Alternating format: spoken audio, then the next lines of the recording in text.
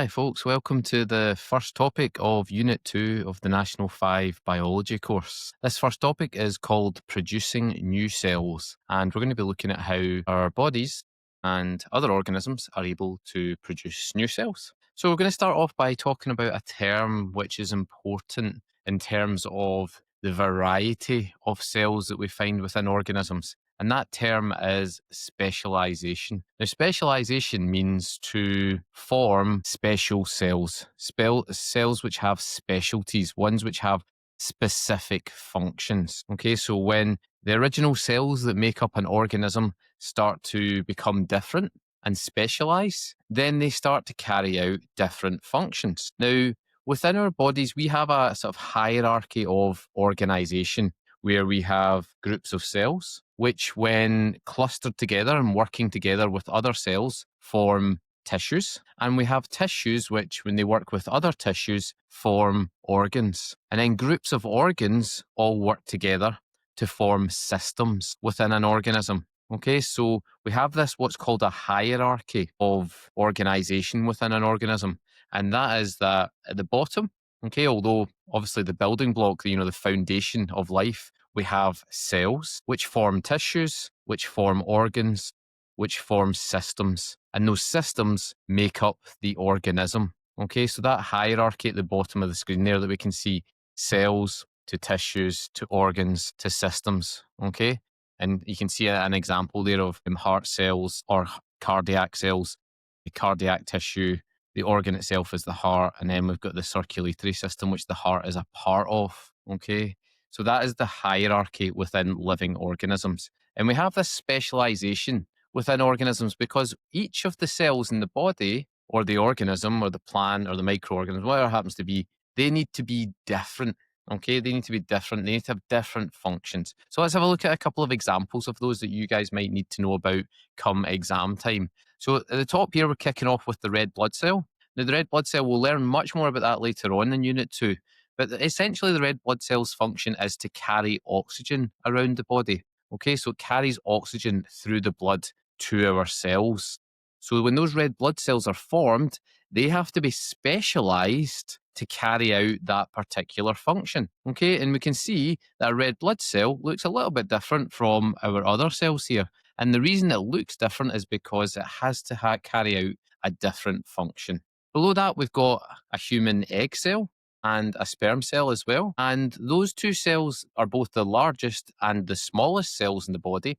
And again, we'll learn more about both of them later on in Unit 2 in the reproduction topic.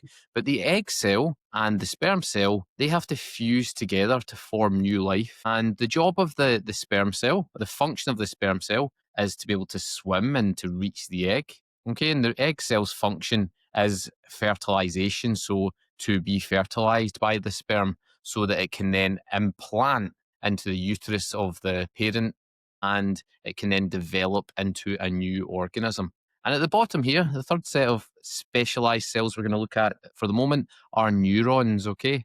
Now, neurons are magnificent cells that are marvelous in their function. They have the ability to transmit electrical impulses around an organism. And what that does is it allows the organism to respond quickly to things. And if we think about humans, that's actions like muscle contraction or transmission of nerve impulses, all those things we learned about that we need ATP for in Unit 1. Okay, so that's specialization. We have a whole wide variety of different cells within an organism, and those cells work together to form tissues. Those tissues work together to form organs, and those organs work together to form systems, all within an organism. Now, speaking of neurons and the transmission of nerve impulses and muscle contraction, another cellular activity that we require ATP for is cell division. And we're going to have a look at a type of cell division right now. Now, National 5, we need to know about a type of cell division that is known as mitosis. Okay, now the function of mitosis is to provide new cells for growth and repair. It's important you remember those two terms, okay? So mitosis provides new cells for growth and repair of the organism, okay? Now, throughout its life, an organism will get damaged cells, okay? Cells which have either fulfilled their purpose and they've fulfilled their life cycle and they need to be replaced, or cells which become damaged through other means as well. They have to be repaired or replaced. And so we grow new cells or we repair cells via mitosis, okay? So remember growth and repair, they'll be keywords later on. And the last thing that mitosis does, which is hugely important when we're producing new cells, is it maintains the diploid chromosome complement. Okay, now that's a bit of a long and unwieldy term there. And students, to be honest, forget this term all the time. And I think the reason they forget it is because it seems like a really complex phrase. But in reality, all it means is that when a new cell forms, it has identical genetic material to the original cell. Okay, so the number of chromosomes, the genetic material within the new cell will be identical to the original cell. Okay, now if we look at humans, for example, we have 46 chromosomes in our cell. Okay, they are arranged in 23 pairs, as we can see in the diagram at the bottom here. And those 23 pairs are called our diploid chromosome complement. The way we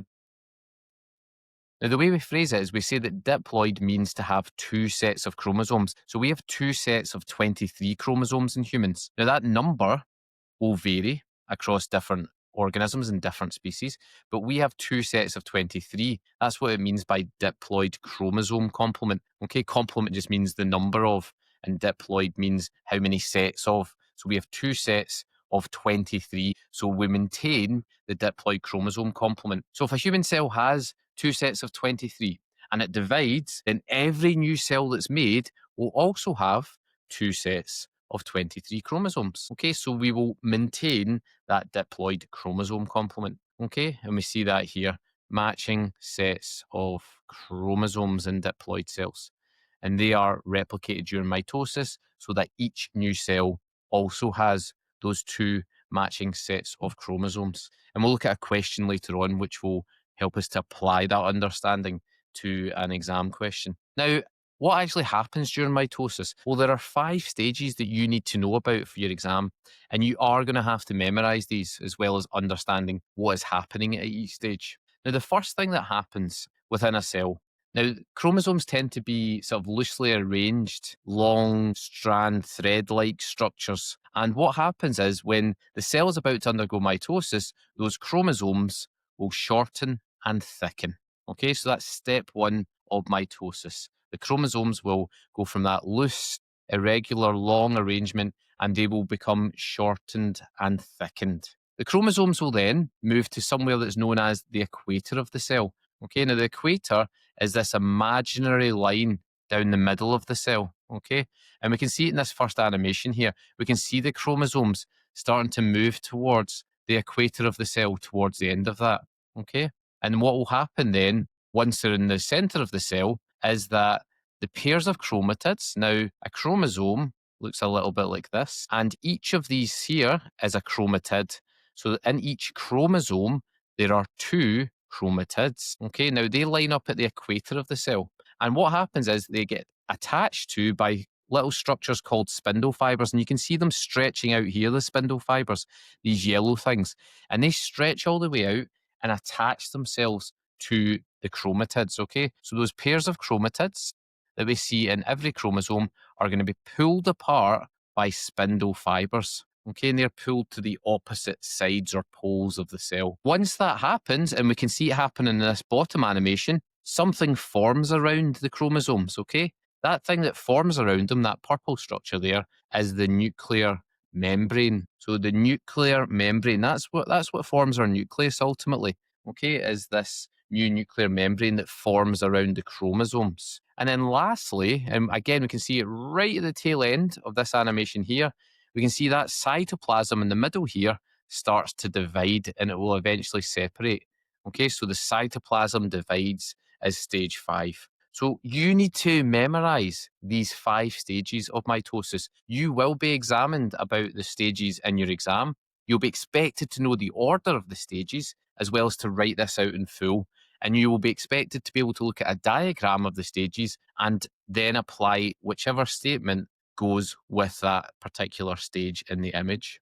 Okay, so let's have a look at some of those stages in a diagram form. So initially, as we talked about, these chromosomes will be long and thread-like, okay? And you can see them all uncondensed here in the cell initially. Then, stage one, they will shorten and thicken, okay? And we can see that this stuff here, this chromosome material, has shortened and thickened in stage one, okay?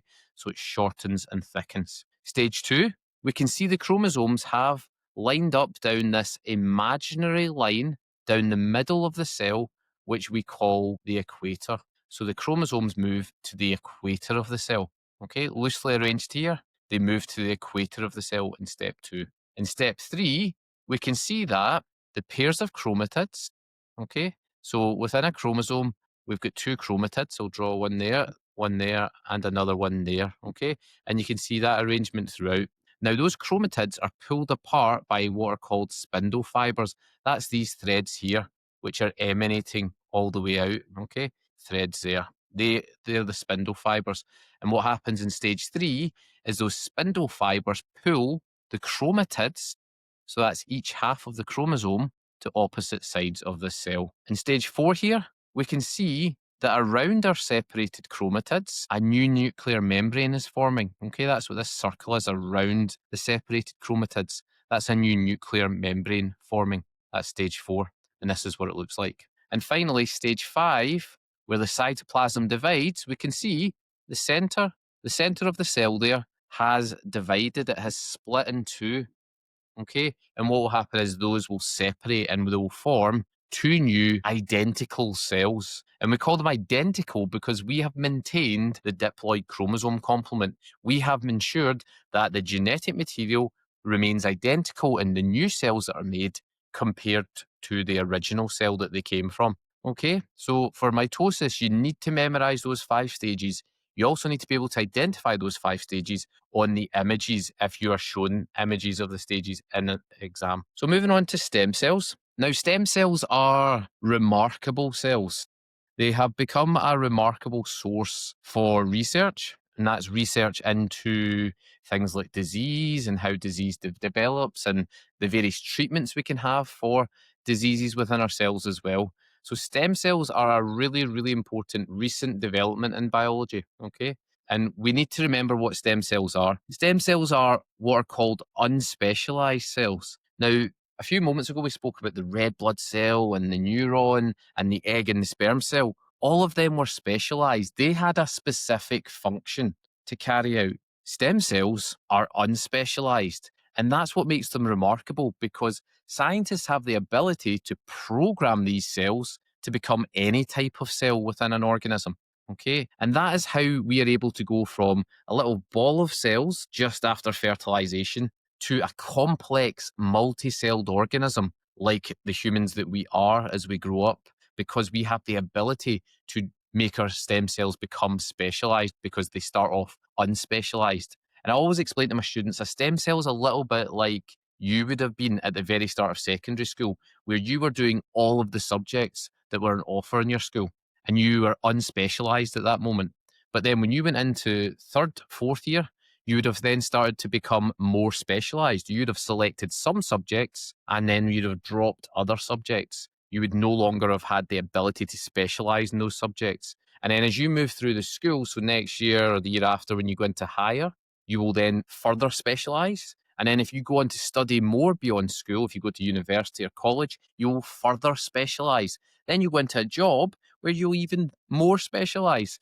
And so you are like a stem cell when you're in S1. You're unspecialized, but you have the ability to specialize in any direction. Because ultimately, you could have chosen to do history and modern studies and art, or you could have chosen to do physics and biology and chemistry.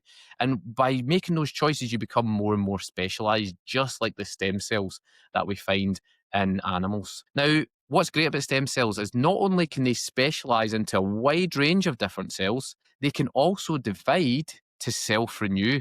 Okay, and what that means is they can make more copies of themselves. Now, you might think, well, why is that so important? We only have a limited number of stem cells within our bodies, and so therefore we want to ensure that, as well as making new specialized cells, from those stem cells, we can make more unspecialized stem cells so they can be used in the future. It's like having a copy of something that has unlimited uses. Okay, you wouldn't want to just use it up straight away, or it's like if a genie gives you wishes, right? Everyone knows that one of those three wishes should be to ask for three more new wishes. Okay, and it's similar with stem cells. You want to keep those stem cells alive and keep them in good supply within the body, so they have the ability to divide in order to self-renew. Now, they have the potential, as I said earlier on, to become different types of cells, and we looked at some examples of those earlier. Okay, we've got like the neuron, the red blood cell, and so on here, and we've got other types of cells like a muscle cell and a white blood cell and so on here too. Now, stem cells, like the function of mitosis, are involved in growth and repair. And I said earlier on, those were important terms to remember because they come up again here when we're discussing stem cells. Now, stem cells can be obtained from either the embryo at a very early stage. Okay, so if we have embryos that are growing in a lab, for example, we can extract some of those stem cells from that and use those stem cells. Okay, so that's one place we can obtain stem cells from. In addition to that, we can also find a different type of stem cell called a tissue stem cell, and they can be found in the body throughout life. So, for example, if you went into an adult human or even a young human like yourself, you would be able to extract stem cells from your bone marrow, from your heart, from your liver, and you'd be able to use those stem cells in a more limited way, i.e., you could make cells within those tissues. So, the stem cells from your heart could make more heart cells, the stem cells in your liver could make more liver cells, etc., etc. Okay. The embryonic ones are more advantageous because they can produce any type of cell. All right. But you don't necessarily need to know all of that for your exam. The key thing to remember is stem cells can be obtained from two places, from the embryo at a very early stage and tissue stem cells, which can be found in the body throughout life. Okay. They're involved in growth and repair. They have a very important role in that. And we can produce many different types of cell from a stem cell because stem cells themselves are unspecialized to begin with. And because they're so precious and valuable and they have this ability to become specialized into any type of cell, we also want them to be able to divide, to self-renew and produce more copies of these stem cells. So that's everything for the producing new cells topic. I hope all of that made sense. Let me know in the comments if there was anything particularly good or anything that you're still not sure about or you want to ask a question about. We're going to move on now to some of the past paper questions related to this topic and see if we can manage to apply this knowledge to the exam context. Okay, folks, so welcome to the second section of this lesson. We're going to have a look at some past paper questions and see how we got on with them. As usual, you can pause the video once I've read out the question if you want to have a go at the answer before I reveal the answer and explain how we arrived at that answer. So this question here says, which of the following shows terms listed in order of increasing level of organisation in a multicellular organism? So we learned earlier on about the hierarchy or the organisation of an organism. And we started off with cells, didn't we? Now, cells isn't in this particular question, so we can exclude cells from our hierarchy. But what did the cells make? Well, the cells work together to form tissues. Those tissues then work together to form organs. And then those organs worked collectively to form a system. Okay, so on that basis, we've got tissue, we've got organ, and we've got system there. Okay, so our answer is going to be D. Okay, can't be these first two because that's got organ at the start. That one's right with tissue at the start, but then system comes before organ, and that's not correct. So you need to know that hierarchy: cells, tissues, organs, systems. That will help you for questions like this. Next question, it says stem cells are. Now, what are they? Well, when you get a question like this, my approach would always be this: break down those long statements into shorter bits. Now, we can see that for all four options, it starts off describing the cells, okay? So are they specialized cells or are they non-specialized cells? We know that stem cells are unspecialized, okay? So we can eliminate both A and B on that basis. Okay, so we're now down to two answers, 50-50. That's a good start. Then we look at what they can actually do. What is their function? Well, it says here that for C, it's non-specialized cells which can divide to produce new stem cells. Now, we mentioned earlier on about how important it is that stem cells can divide to self-renew. So therefore, we think the answer is going to be C here, but we'll just check that D is wrong first. So non-specialized cells, that's fine, which are unable to divide to produce new stem cells, okay? And we know that's going to be wrong. They are able to divide. So therefore, our answer is going to be C All right, and we can see how we worked through a question like that, and we basically eliminated all the answers that aren't going to be right, and we're therefore left with the only one that actually makes sense and is going to be correct. Next question, the diagram below shows one of the stages of mitosis in the root tip of a plant. Okay, doesn't really matter where mitosis is. It's more important that we recognise this stage. So which of the following statements best describes that stage shown? So let's have a look at what's happening before we even look at the options. Now, what we've got here is we've got the spindle fibres, that's these dashed lines here, and they appear to be, from what I can see, pulling these structures away from the middle of the cell. Okay, now these structures here, they're singular structures. Okay, remember our chromosome looked a little bit like this earlier on. Okay, so it looks like what's happened is the spindle fibres have pulled away at each of the chromatids here on our chromosome, and they're pulling them away towards opposite poles of the cell. So let's have a look at our options and see which one lines up with our thoughts there. So chromosomes line up at the equator of the cell. Are they lined up right through the middle of the cell? They are not, okay? So they're not lined up at the equator. We can get rid of that one. Are the daughter chromosomes gathered at the ends of the cell? Well, again, they're not. They're not at the very ends of the cell. So we can score that one out. The chromosomes become visible as pairs of identical chromatids. Again, I don't think that's the one we're looking at there either. And finally, the spindle fibres pull chromatids to opposite poles of the cell. That sounds good to me. D sounds like it's going to be the right answer in terms of what's happening here. And this is why earlier on I said it was so important that you not only know the descriptions of what's happening at each stage of mitosis, but you also know the associated diagram, okay, and how to be able to recognize what's happening. So that's something that'll be well worth revising with the notes that you have from your class. Number 2 here, it says, which of the following does not involve mitosis? Now, before again we look at the options here, let's think back to what mitosis involved. We said that mitosis was involved in the growth and repair of cells, okay? The growth and repair. So let's look for growth and repair. I can see growth there, and I can see repair there. Now, because this question is the one that is not involved in mitosis, and these both are, we can eliminate those as answers, okay? Now we're left with a 50-50. Synthesis of proteins and maintenance of the diploid chromosome complement. Now, I don't remember anything about proteins in that first lesson as we went over it. But what I do remember is us talking about this really complex phrase here, which essentially means we're keeping the genetic material the same in the new cells that are produced. Okay, the maintenance of the diploid chromosome complement. That is something I do remember. So that one is also going to be true. So which one does not involve mitosis? It's going to be this one here. Okay, that's the one that we did not mention in our notes. Question 10 is a nice one to do to finish off in these multiple choice ones. It says, the following diagrams show a cell at 4 different stages of mitosis, 1, 2, 3, and 4. The correct order of stages of mitosis is, when we looked at the stages, there were 5 stages. Stage 1, the chromosomes shorten and thicken. And again, this is why memorising it is so important. If you can just recite these, you're going to find these questions much more straightforward. Now, do any of these pictures show the chromosomes shortening and thickening? Well, perhaps number 1 here. Okay, we can see the chromosomes appear to be quite thick there, but we'll hold that in reserve for now. Okay, what comes next? Well, next, the chromosomes line up at the equator, which appears to be this one here, number 3. Okay, what happens after that? Well, the chromatids are then pulled apart by the spindle fibres, and that appears to be what's happening in diagram 2 here. Okay, so far it looks as though we're going from here to here, and then from here to here. Okay, and you can see in the exam, it's fine for you to write all over your question paper. So don't be afraid to add in little annotations and arrows like I have, just to keep things straight in your head. And then lastly, number 4 there, that looks as though the chromatids are on opposite sides of the cell, and that cell's starting to divide there, isn't it? That cytoplasm is beginning to divide, and we know that's the last stage. Okay, so I think that's going to come after this one here. And on that basis, the correct order is going to be 1, 3, 2, and 4. And we can see that's one of our options there, option A. Okay, so that's how we work that one out. So let's have a look at a couple more questions before we finish up for this lesson.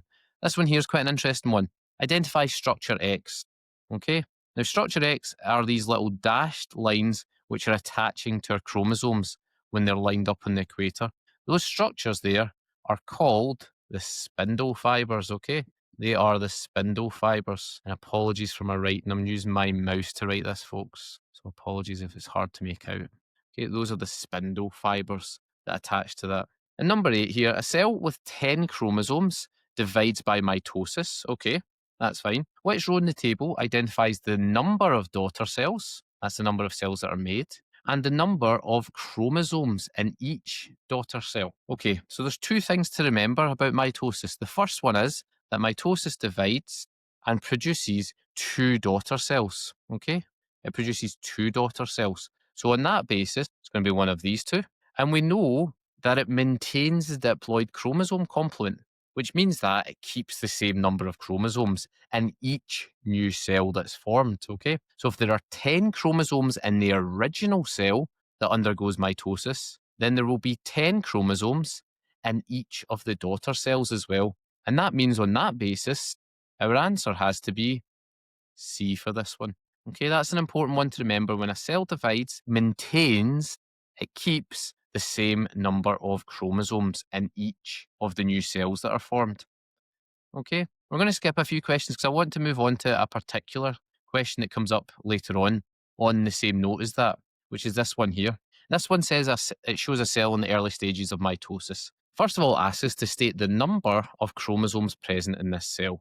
So if we have a look at the cell, now this here is one chromosome. Okay, I'll just do a wee circle around one chromosome. There we go. That is a chromosome there. Now, chromosomes consist of two chromatids joined together like that, okay? Sort of like a loose X structure, maybe a bit like the X you would draw in maths, okay? And we can see that here. So we've got one chromatid there joined to a second chromatid there. Now, when two chromatids are joined together, that forms one chromosome, okay? So we've got one chromosome, two chromosomes, three chromosomes, and four chromosomes there.